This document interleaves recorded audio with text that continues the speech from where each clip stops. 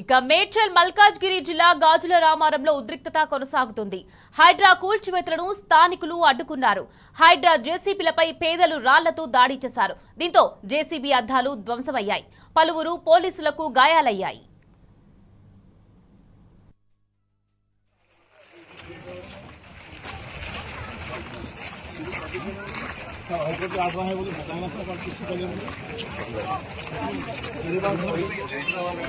Sir నేను మీ మీద రాలేదు సార్, రూల్స్గా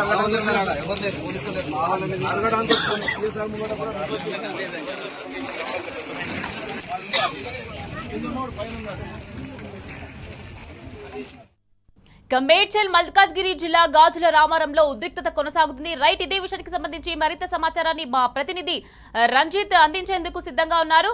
రంజిత్, చెప్పండి, మేడ్చల్ మల్కాజ్గిరి జిల్లా గాజుల రామారంలో ఉద్రిక్తత పరిస్థితి కొనసాగుతుంది. దీనికి సంబంధించి అప్డేట్స్ ఏంటి రంజిత్?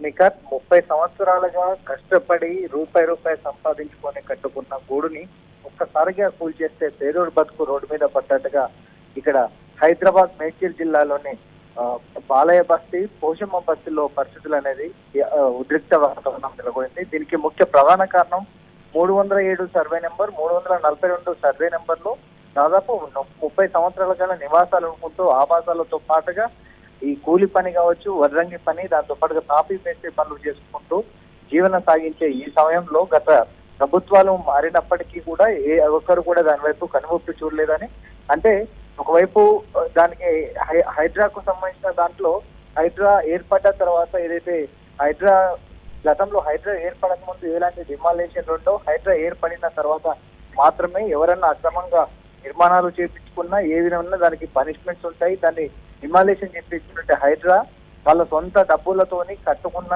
పట్టా భూములు, అంటే ఆల్రెడీ వాళ్ళు పట్టాలు కొనుక్కొని లక్షల రూపాయలు వేయించి పట్టాలు కట్టుకున్న భూములని అర్ధరాత్రి తెల్లవారు జాము వరకు వచ్చేసి పిల్లలు లేవకముందు, వృద్ధులు లేవకముందు అసలు ఏం జరుగుతుందనే భయభ్రాంతులు ఉన్న సమయంలో పోలీస్ ప్రహారాలో దాదాపు 200 మంది పోలీసులు ఒక్కొక్క హైడ్రా టీమ్ అయితే హైడ్రా వాహనాల నడుమ డిమాలేషన్ చేసి దాదాపు 100 నుంచి 150 ఇళ్లను కూల్చేసిన పరిస్థితులు నెలకొనడంతో ఓకే నశించిపోయి వాళ్ళు బ్రతలాడి సార్ మాకు టైం ఇవ్వండి అని రిక్వెస్ట్ చేసిన పరిస్థితులు అనేది నెలకొన్నాయి. కానీ వాళ్ళు ఎంత బతలాడినప్పటికీ కూడా హైడ్రా అధికారులు సమయం ఇవ్వకుండా, ఇంట్లో ఉన్న సామాన్లు బయటికి రాకుండా, దాంతో పాటుగా చిన్నపిల్లలు చదువుకునే బుక్స్ కూడా బయటికి రాకుండా అక్కడికక్కడే డిమాలేషన్ చేయడంతో వాళ్ళు ఎక్కడికి ప్రజలందరూ కూడా ఆగ్రహంతో ఒకవైపు హైదరాబాద్ కావచ్చు, దాంతో పాటు రెవెన్యూ సిబ్బంది వాళ్ళందరి పైన కూడా ఆగ్రహం వ్యక్తం చేశారు. దానిలో భాగంగానే ఇంట్లో ఉన్న పిల్లలు, దాంతో పాటుగా పనికి సంబంధించినటువంటి పనిముట్లు ఉన్నాయో, దాంతో పాటు వస్తువులు తీసుకునే సమయంలో హైదరాబాద్ లో డిమాలేషన్ చేస్తుంటే దాంట్లో ప్రొక్లైన్ పైన, జేసీబీ పైన కూడా స్థానికులందరూ వద్దు అంటే చేస్తుందనే దానితోనే వాళ్ళ ఆగ్రహం వ్యక్తం చేసిన పరిస్థితి. ముఖ్యంగా చెప్పాలనంటే 307 సర్వే నెంబర్ లో గత కొంతకాలంగా బడా నాయకుల యొక్క దానిపైన పడడంతో బడా నాయకుల యొక్క వేల కోట్లు వేయించే భూములు ఉన్నాయి. దానిపైన ఇప్పటికే కొంతమంది నాయకులు కోట్ల కేసులు ఉన్నప్పటికీ ఆ కేసులన్నీ రేపు విచారించే సమయంలో కోర్టుకు నివేదన సమర్పించాలనే దానికోసమే, ఆ నివేదిక కోసం మాత్రమే డిమాలిషన్ చేపడుతున్నారు. అంటే కోట్ల రూపాయలు కబ్జా చేసే కబ్జా రాయిలను కావచ్చు, దాంతో పాటు అధికార పార్టీకి సంబంధించిన ప్రతినిధులు కావచ్చు, వాళ్ళందరికి సంబంధించిన భూముల వైపు చూడకుండా పేదోడి భూముల కొట్టి వాళ్ళు కొట్టగొట్టే పరిస్థితి ఉండటంతో ఒక లేడీ దాదాపు 6 గంటల కానుంచి పోలీసులు కావచ్చు, హైడ్రా అధికారులను బదలాడుతూ కూడా గుండెని పోచేసి కింద పడిపోయిన పరిస్థితి ఉంది.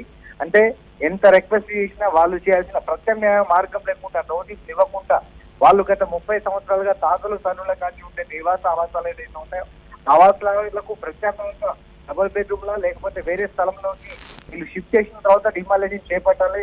ఆ విధంగా తప్పు చేసి ఉంటే కానీ ఏకగ్రాహంలో ఎండలో నిల్చొని నీళ్లు లేక ఉదయం నుంచి దాదాపు మధ్యాహ్నం 1-2 గంటల వరకు వాళ్ళు నీళ్లు లేకపోతే డోర్నర్స్ వచ్చి అవి చూడలేక స్థానికంగా ప్రజలు తీసుకొచ్చి టిఫిన్ లో మంచి ఇచ్చిన పరిస్థితులు ఉండడంతో అక్కడున్న స్థానికులందరూ కూడా ఆగ్రహం వ్యక్తం చేశారు.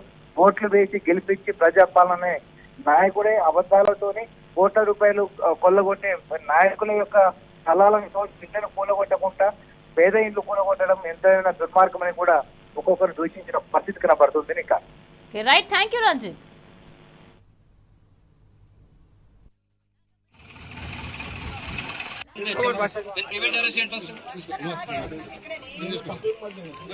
అన్ని వీడియోస్ ఉన్నాయి, వీడియోస్ ఎవిడెన్స్ కావాలి కదా.